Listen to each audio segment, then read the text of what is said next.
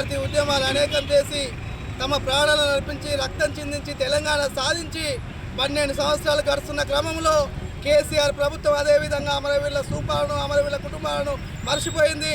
ఈ అధికారంలోకి వచ్చిన ఇప్పుడు రేవంత్ రెడ్డి ప్రభుత్వం కూడా ఈ గోదావరిఖని ప్రాంతంలో ఉన్న స్థూపాన్ని కనీసం అలంకరించడంలో అమరవీరులను తలుచుకోవడంలో అధికారులు పూర్తిగా నిర్లక్ష్యంగా వ్యవహరించారు. దీనికి సంబంధించిన ప్రజాప్రతినిధుల అధికారులందరినీ కూడా ఈరోజు సస్పెండ్ చేయాలని ఈరోజు మేము కోరుతున్నాం. అమరవీరులను అవమానపరిచే విధంగా ఈ స్థూపాలను అలంకరించకపోవడాన్ని తీవ్రంగా సిపిఎంఎల్ ప్రజాబంధ మాస్ లైన్ ద్వారా తెలంగాణ ఉద్యమకారుడిగా ఖండిస్తున్నాను. తక్షణమే అధికారులపైన చర్యలు తీసుకోవాలి. ఈ అమరవీరుల స్థూపాన్ని పూర్తిగా అలంకరించాలని ఈ సందర్భంగా మేము కోరుతున్నాం.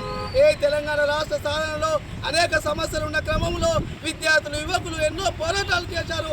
ఆ పోరాటాలు అమరవీరుల పోరాటాలను స్మరించుకోవాల్సిన స్థూపాలను మర్చిపోవడం సరైంది కాదని ఈ సందర్భంగా అధికారులను హెచ్చరిస్తున్నాను. ఇండియా పాకిస్తాన్ ఉద్రిక్తతలపై లేటెస్ట్ అప్డేట్స్ కోసం డౌన్లోడ్ చేసుకోండి RTV లైవ్ యాప్.